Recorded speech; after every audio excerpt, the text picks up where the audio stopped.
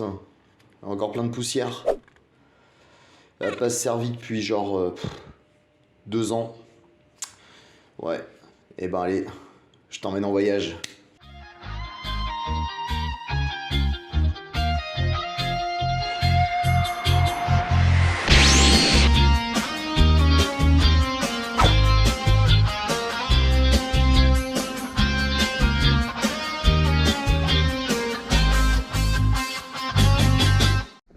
Ça y est, bordel.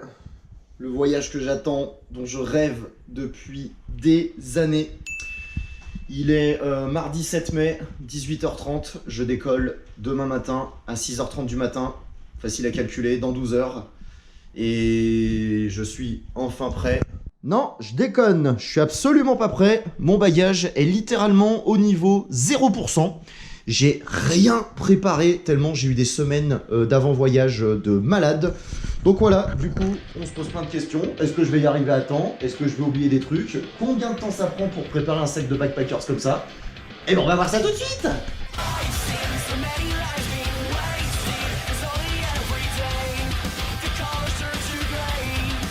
Bah voilà, bah résultat des courses, ça m'a pris franchement 35 minutes, quasi 40.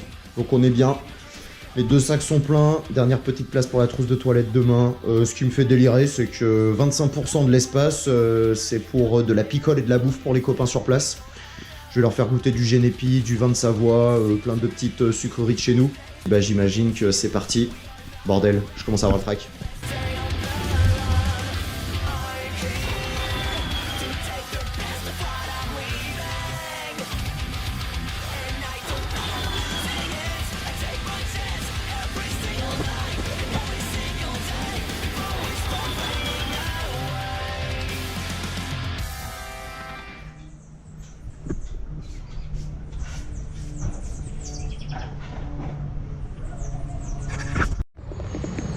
Bon, ça y est, première petite balade à Medellín. Je me dirige vers Poblado. Plutôt sympa. C'est tout vert de partout, c'est trop beau. Wow. Attention les bagnoles. Vite retourner là. Bon là, j'ai fait à peine 100 mètres, mais rien que les premiers 100 mètres, ils m'ont régalé. C'est trop beau. On va voir ce que ça donne après. Putain, mais c'est trop stylé en fait. C'est une cohabitation de pampa et de magasins, de tout. À ma droite, il y a un petit salon de tatou. Après, il y a des restos. Il y a plein de trucs. Et on a l'impression d'être dans la jungle en même temps. C'est trop bien. Medellín. Surnommée la ville de l'éternel printemps. Elle est la 2e plus grande ville de Colombie et l'un des moteurs économiques du pays les plus importants. Medellín doit son surnom à son climat exceptionnel. Grâce à son altitude, à 1500 mètres, et sa position géographique dans la vallée de l'Aburra, la ville a une température moyenne de 22 degrés toute l'année, avec peu de variations saisonnières.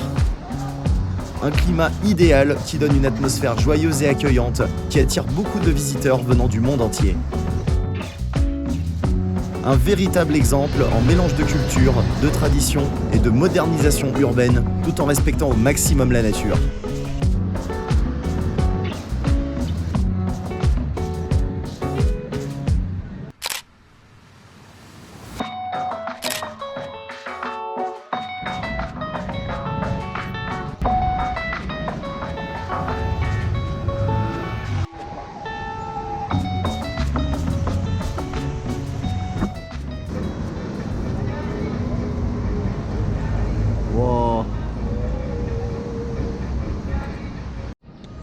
Bon bah après une matinée à marcher dans tout Poblado, bon c'est jeudi matin donc c'est encore assez calme, mais franchement c'est très joli, c'est très coloré, il y a plein de graffitis partout, il y a bonne ambiance.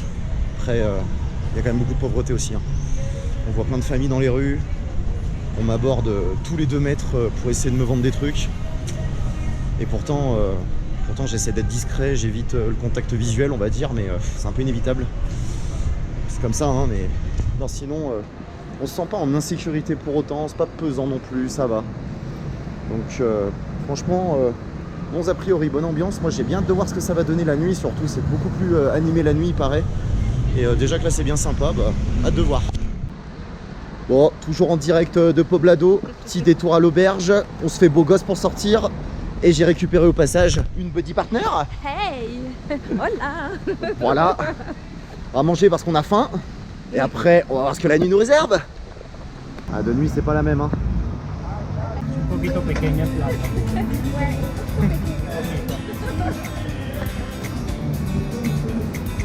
Waouh.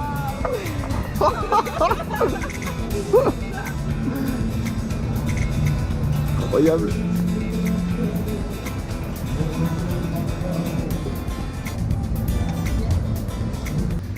Nickel, de la bouffe et de la musique de partout là, tout ce qu'on aime, ça commence. C'est ce qu'on aime, c'est ce qu'on veut.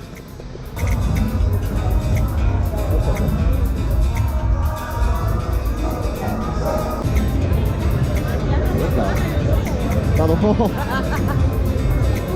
Voilà.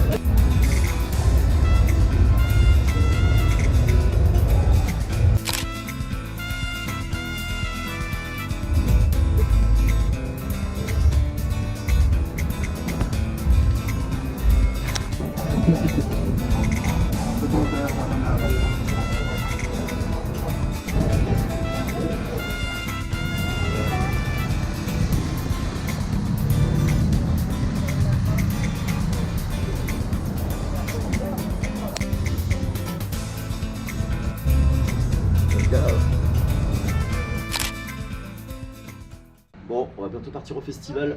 On va faire un petit état des lieux des troupes un peu.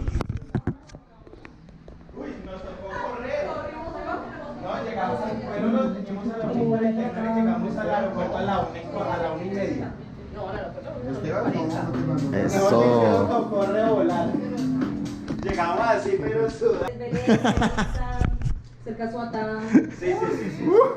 Cooking Tuesday, man. Cooking Tuesday. Et bah c'est parti, nous voilà en route. On a fait un bon petit before, on pensait qu'on allait être 6-7, au final on est une douzaine. Donc trop lourd franchement, que des gens cool, grosse énergie. Là ça s'annonce bien.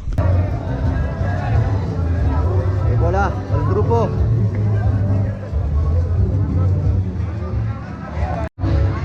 Bon ben, je viens d'apprendre qu'on va prendre le métro colombien. Ça va être une autre expérience. On va du coup verdict métro colombien, c'est tout aussi chiant que le TCL. Hein. C'est pareil. Hein.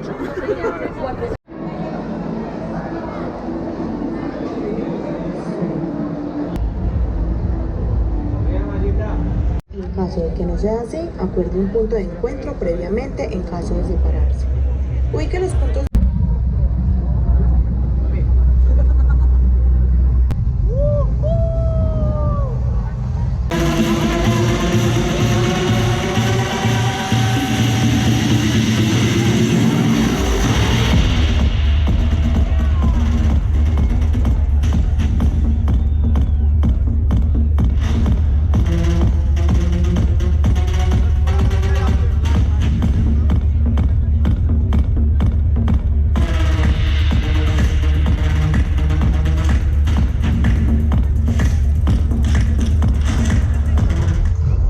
Checkpoint, el Pokestop.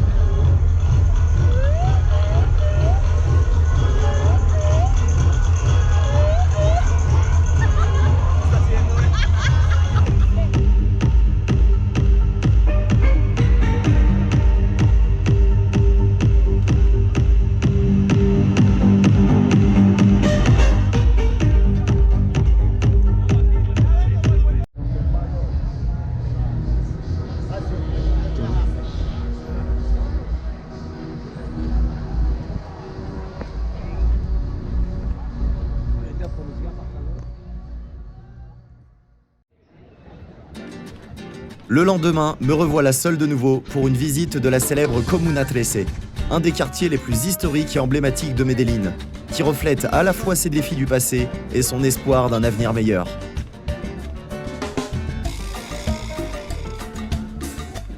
Son histoire est marquée par des décennies de violence, mais surtout plus récemment par un foisonnement culturel qui en fait aujourd'hui un lieu incontournable.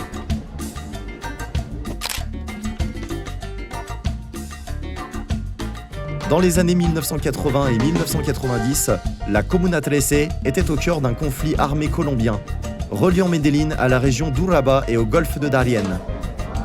La ville était un point de passage crucial pour les groupes armés illégaux, notamment les cartels de drogue, les paramilitaires et les guérillas. Le quartier était tristement célèbre à ce moment-là pour ses hauts niveaux de criminalité, l'apogée de cette violence ayant eu lieu en 2002 avec l'opération militaire Opération Orion, menée par l'armée colombienne pour finalement reprendre le contrôle du quartier. Mais je n'ai pas spécialement envie de m'étaler plus que ça sur toute cette partie de l'histoire. Les Colombiens ont déjà suffisamment de mal à se détacher de cette douloureuse histoire auprès du reste du monde. C'est bien évidemment très important et intéressant à savoir. Mais tout ce que leur histoire et leur culture a à offrir ne se limite pas qu'à ça. Alors il faut vraiment parler des autres aspects. Alors je vais plus parler de ce qu'aujourd'hui cette ville représente vraiment pour les Colombiens. Une source d'espoir. Dans les années 2010, la Comuna 13 a amorcé une transformation spectaculaire grâce à des projets sociaux, culturels et urbains, financés par le gouvernement local et même international. Ces initiatives ont visé à réduire l'isolement du quartier et à renforcer son tissu social.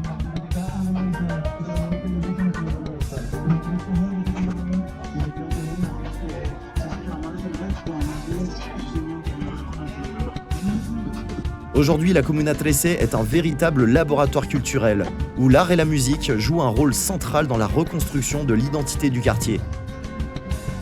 Le hip-hop, le graffiti, la danse urbaine notamment, sont devenus les moyens d'expression privilégiés de la jeunesse.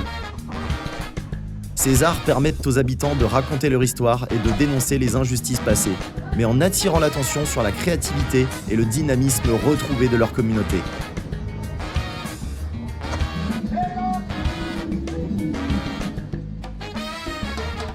La Comuna 13 est aussi un espace de mémoire. Les visites guidées, souvent conduites par des habitants, permettent de comprendre les événements marquants de son histoire et l'impact qu'ils ont eu sur la population. Ces récits bouleversants montrent comment la communauté a réussi à surmonter les traumatismes du passé grâce à la solidarité et à l'innovation sociale. Une énergie qu'on ressent à chaque coin de rue, dans chaque habitant. Un exemple inspirant de résilience et d'espoir. Bien plus qu'un simple quartier de Medellín.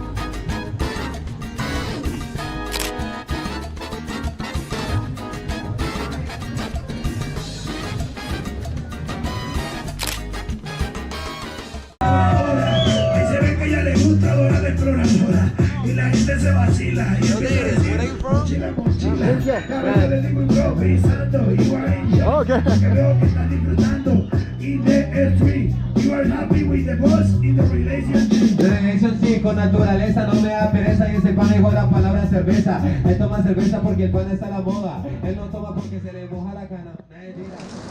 Bon là, c'est la merde. Je rentre dans une petite boutique.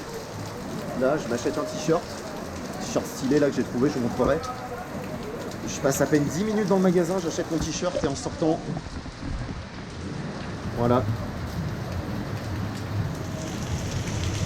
Il pleut des torrents d'eau.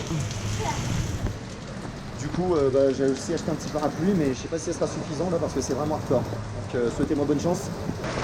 Je suis en PLS total. Mes pieds sont déjà trempés, ça fait 30 secondes que je marche. Regardez ça un peu. Je sais pas si ça va bien se voir, mais c'est la folie. Mais pas le choix. Oh là là, bordel. Regardez-moi ça.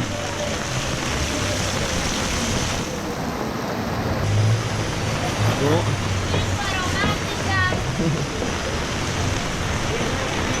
Ah non, c'est un délire là quand même. C'est un délire. Alors, on va essayer de sortir de Stratnar et de choper un Uber. Je suis un peu resté sur ma faim, alors je décide d'y retourner le lendemain. D'abord, je découvre par hasard un restaurant avec un gérant adorable qui m'a régalé par sa nourriture et par son accueil. Il a accepté de se prêter au jeu de l'interview. Hola, soy con Juan Carlos y que tiene un restaurante magnífico en Medellín. Entonces, Juan Carlos, me dijiste hace... ¿Cuántos años que está en Medellín? 7 años, ok. Y estás originado de Venezuela, ¿verdad? Sí, de Venezuela. ¿De qué? Venezuela. ¿De qué parte? De Maracay, Estado de Aragua. Vale, Sí, ok. de Maracay. Ok. Sí. No conozco, pero quería descubrir un día, espero. Claro. ¿Y cómo te sientes por aquí en Medellín? ¿Es Buenísimo. buenísimo? ¿Mejor Me que gusta, Venezuela? claro, claro. Wow. ¿Y hace cuántos años que tiene este restaurante? 4 años Cuatro. trabajando acá. Magnífico, y los negocios se va muy bien. Bueno. Espero que tendrás muchos negocios porque lo merece de verdad. Claro. La comida estaba Bueno. increíble. Se llama churrasco. Churraco, eso es mucho, entonces no puedo Papa la terminar, pero francesa. magnífico. Con las papas francesas, ¿verdad? Sí. Magnífico, comiendo mucho. El nombre es La Sazón de la Sazón Abuela. de la abuela. Y Juan Carlos, tengo una cosa a decirte, es muchas gracias por todo. No, bien.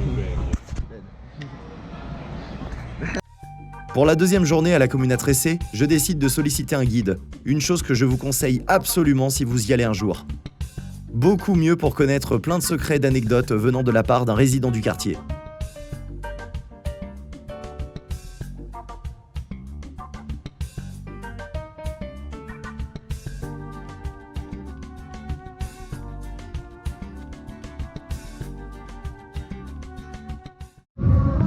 Alors incroyable parce que le guide il vient de dire que ici même, avant c'était une zone d'exécution à l'époque de Pablo Escobar. Donc voilà, aujourd'hui il y a des enfants qui jouent, mais avant il y a eu des centaines et des centaines de morts exécutés.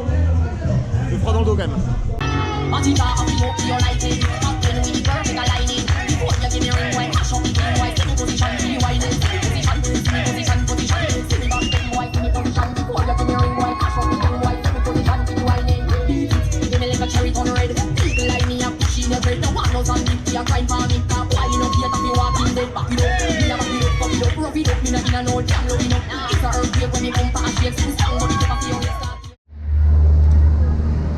En train de faire la queue pour le métro câblé. Ouais,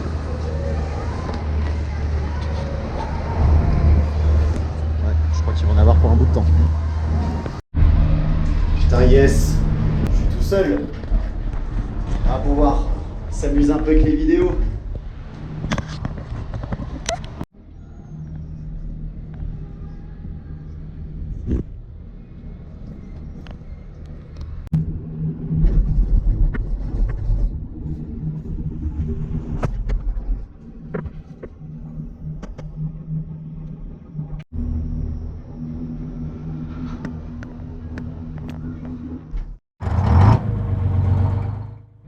Le lendemain, direction Guatapé, en bus, pour découvrir un village coloré emblématique de la région.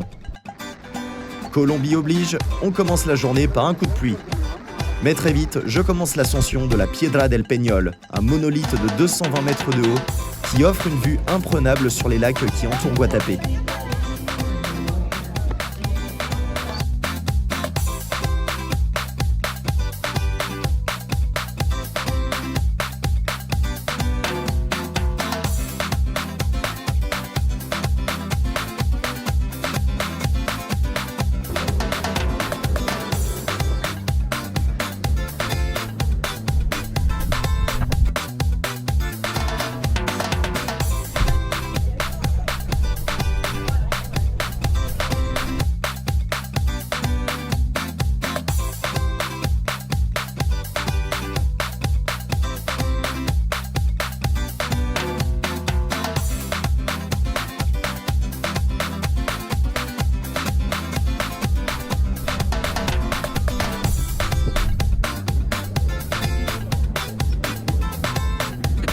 Visite de la ville, un petit joyau de la région d'Antioquia, plein d'histoire et de culture.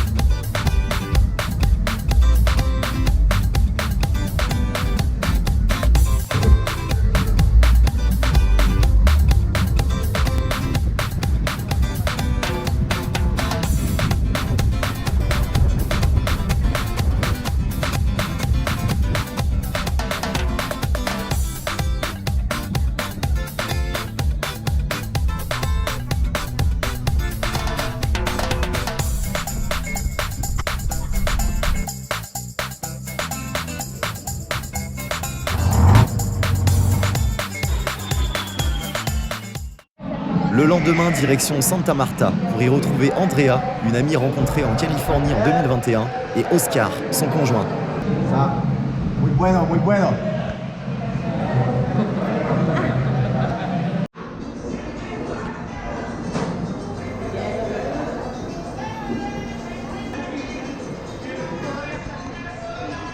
Santa Marta, située sur la côte caraïbe de la Colombie, est la plus ancienne ville coloniale encore existante en Amérique du Sud, fondée en 1525. Elle a une histoire fascinante en tant que premier point d'arrivée des colons espagnols. Elle est également marquée par la présence des peuples indigènes Tairona, qui occupaient la région bien avant l'arrivée des Européens.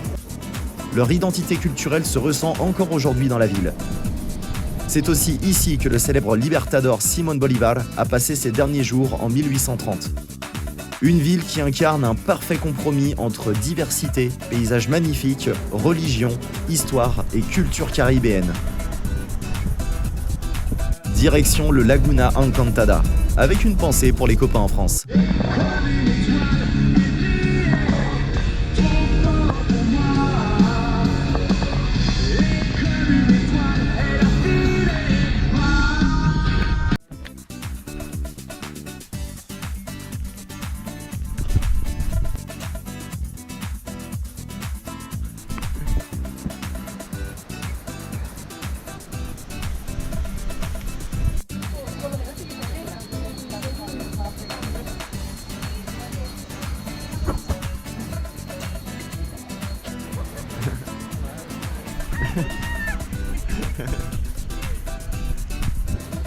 Oh bébé.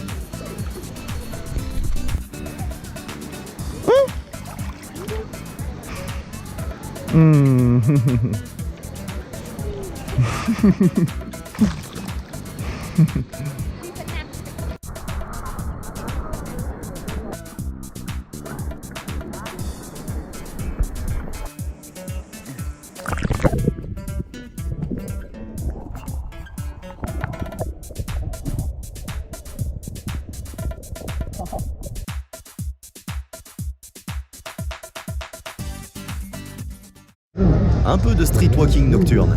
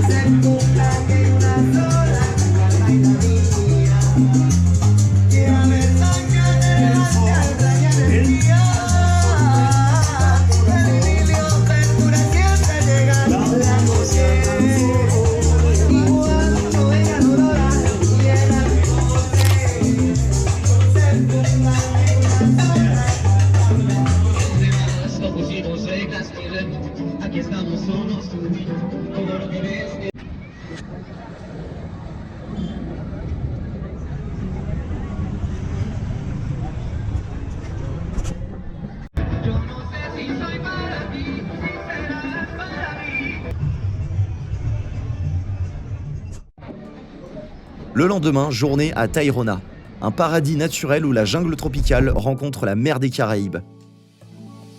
Le parc Tayrona est un territoire sacré pour les peuples indigènes de la région, notamment les Kogwis, les Arhuacos, les Wiwas et les Kankwamos, qui considèrent ces terres comme un lieu spirituel. J'espère que je prononce bien. Ces communautés sont les descendants directs de Tayrona, dont j'ai parlé tout à l'heure. Le parc abrite d'ailleurs des vestiges de cette époque, comme le site archéologique Pueblito Chayrama, une ancienne cité indigène accessible via des sentiers de randonnée, mais pour laquelle il faut plusieurs jours. On n'en a qu'un seul, alors on ne pourrait pas y aller, mais il y a déjà de quoi faire. Vas-y, pourquoi on n'a pas le droit de me donner des bananes là? C'est dégueulasse.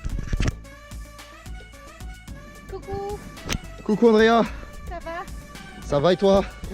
How's your forehead? Better. Bon, ça fait 20 minutes qu'on marche. On est déjà tous crevés. Il fait chaud. Guerreros, ¿cómo están? Vamos. You're okay. Vamos. We don't know where are we going, but we're going somewhere. Yeah, We're going places. we're gonna survive. Ah, de l'eau. Allez, vamos.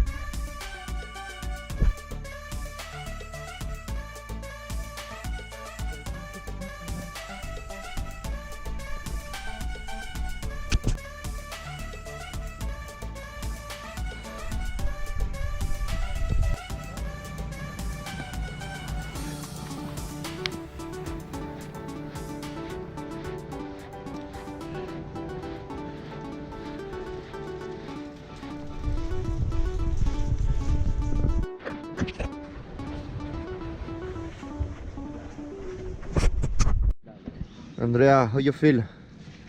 Burn. Burn? Look at this. I have No. white feet and then dark legs. Papi, ¿cómo estás? I am okay. We can walk 1 hour more if you want. Ok, vamos. How are you feeling? Yo, je suis mort. What's that? Ouais. J'ai une petite réaction. Putain, ouais. C'est quoi cette merde? Oh, your neck is also like that. Mon cou? Yeah. Je peux pas voir. Fuck. Oh putain, qu'est-ce qui se passe encore? Bon bah voilà, hein, les aventures.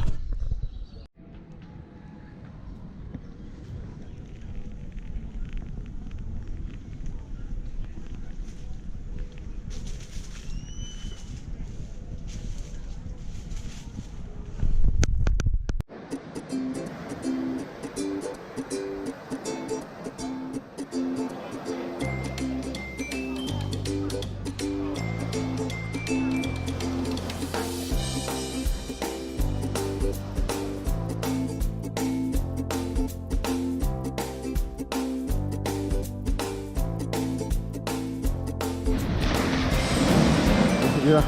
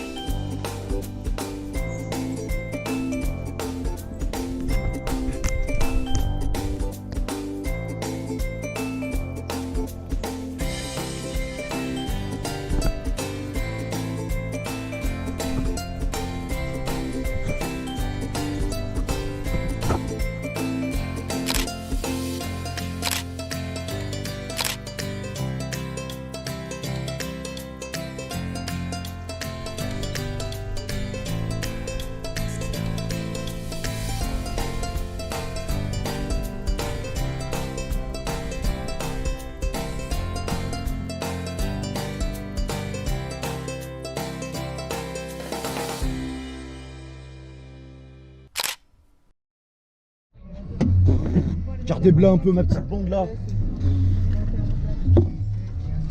Allez. Ginger, ¿cómo ça va? No, yo pensaba que... Mos. Santé. Santé.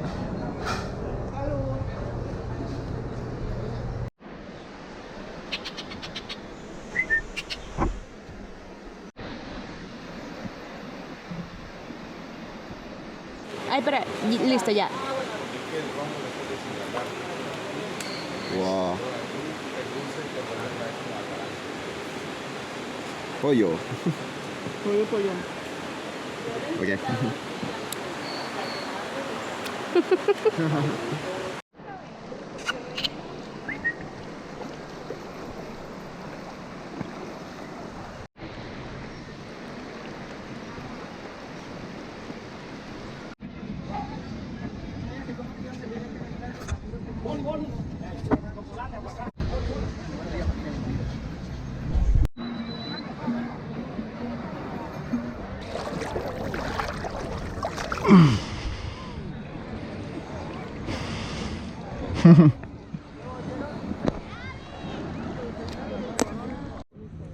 Ok.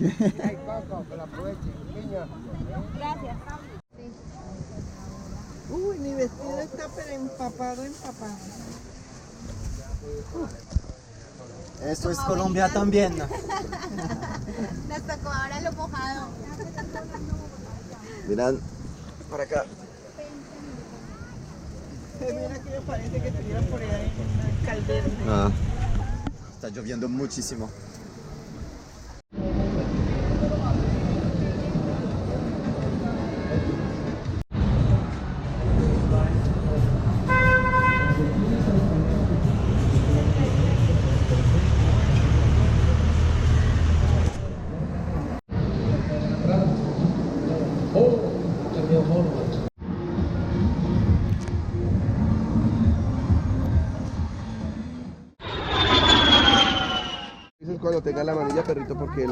Direction maintenant Bogota, la capitale de la Colombie, dernière étape de mon voyage.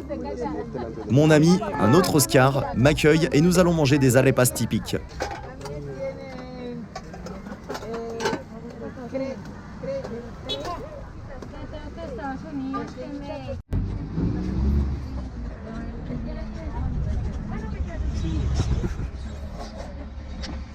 Puis je fais la rencontre de son chat.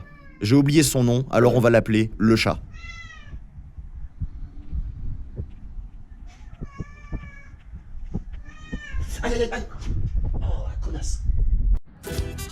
Le Parque Simón Bolívar, situé au cœur de Bogota.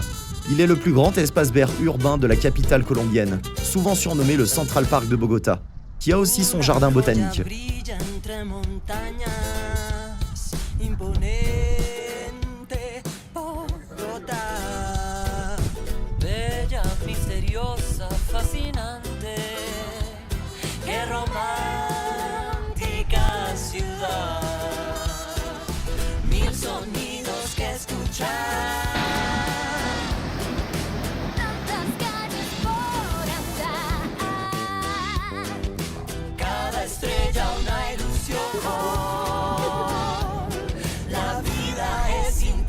Aquí y solo faltas tú, Bogotá.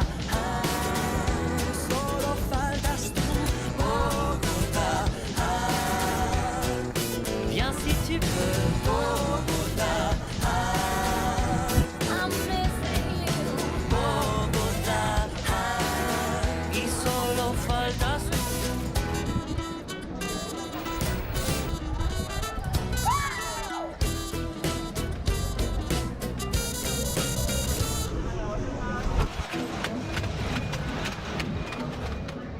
Aquí tú tocas cielo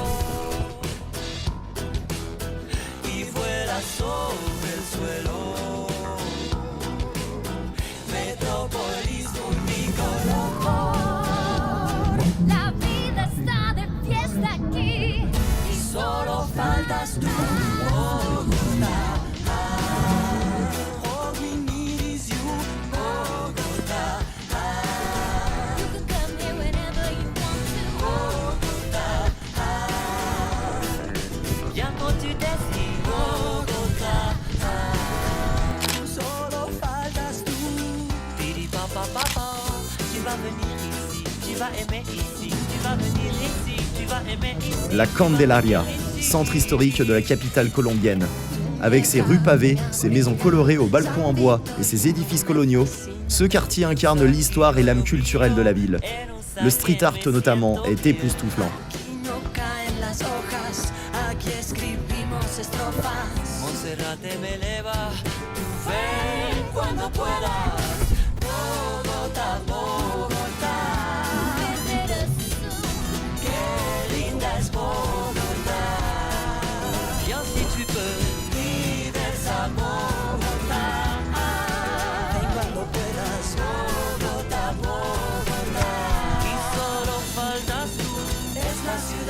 Donde nací y te esperamos aquí.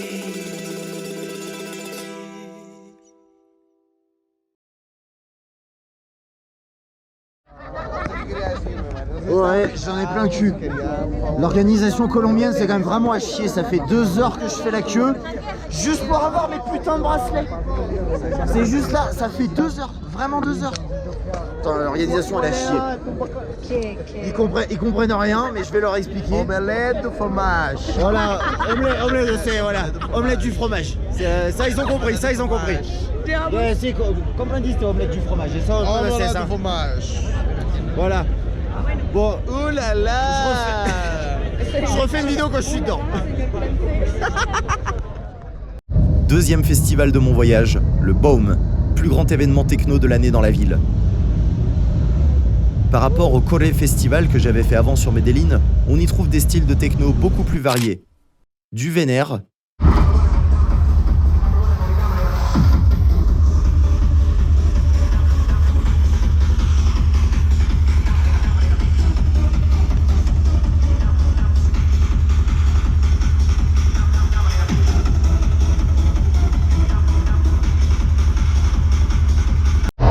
voire du très vénère.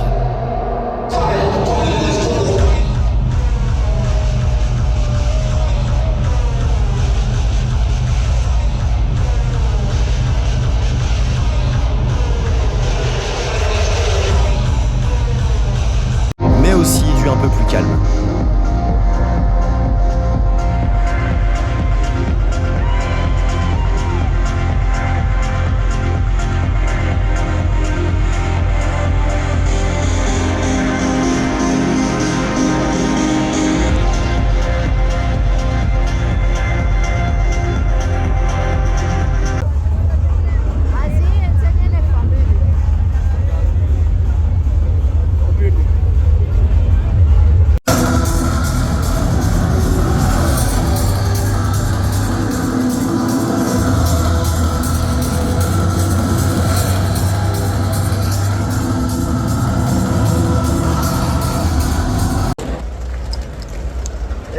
Los Pachecos.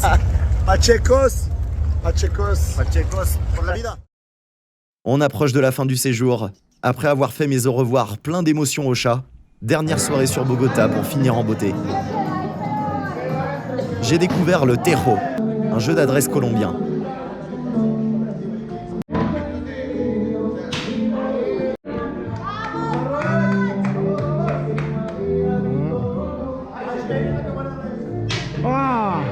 Vraiment pas si facile.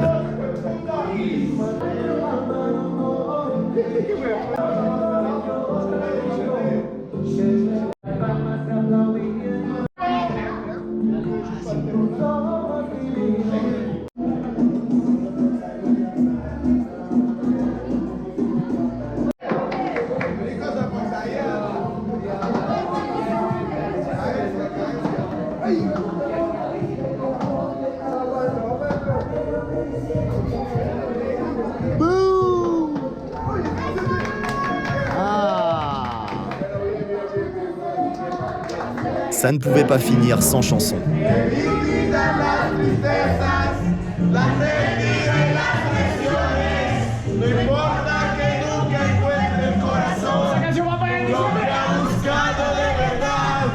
No importa el tiempo.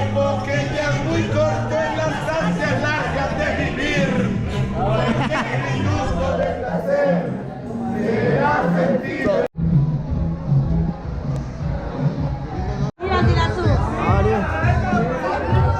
Salut.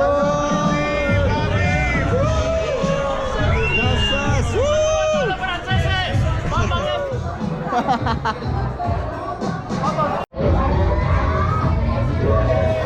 Buenas noches.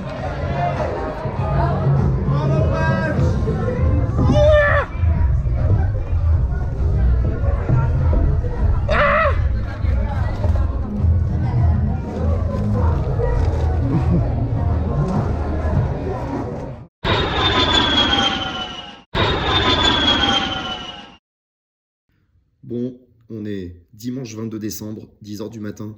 J'ai enfin terminé le montage que vous venez de voir. Ça m'a donc pris 7 mois. Désolé encore pour tous les copains auprès de qui j'avais promis que ça arriverait rapidement. J'ai procrastiné à fond, la vérité. En tout cas, d'avoir travaillé sur ce montage, ça m'a éveillé déjà beaucoup de souvenirs, déjà d'une part. Et le ressenti que j'ai à moyen terme. Et il y a une grosse différence avec ce voyage, c'est que j'ai voyagé seul avec des locaux uniquement. Ça n'a strictement rien à voir avec le fait de voyager tout seul ou juste entre Français en mode tourisme classique. L'expérience, elle est totalement différente et c'est valable pour de toute façon n'importe quel pays. Derrière, j'ai pu faire visiter la France à certains de mes amis colombiens. Ils ont bien vu qu'il y avait une grosse différence entre être immergé avec les locaux directement ou faire un peu le tourisme de base comme à Paris juste pour voir la Tour Eiffel par exemple. Donc si j'ai un conseil à vous donner, immergez-vous parmi les locaux, essayez de trouver des contacts sur internet, quoi que ce soit, de faire du couchsurfing, je crois que ça s'appelle. J'ai jamais essayé, mais il faut vraiment vous tourner vers ce genre de solution parce que votre expérience, elle sera bien plus authentique, bien plus immersive. Et ce que vous allez créer humainement n'a rien à voir par rapport à si vous restez sur les sentiers battus, on va dire. Donc vraiment, si vous avez des connaissances, même si c'est pas spécialement des amis proches qui sont dans un autre pays, n'hésitez pas à aller les voir et vivez quelque chose d'authentique. C'est la meilleure chose que je peux vous souhaiter. Lorsque vous vivez des expériences comme ça, c'est vraiment au-dessus. La preuve, je retourne en Colombie l'année prochaine. Allez, ciao!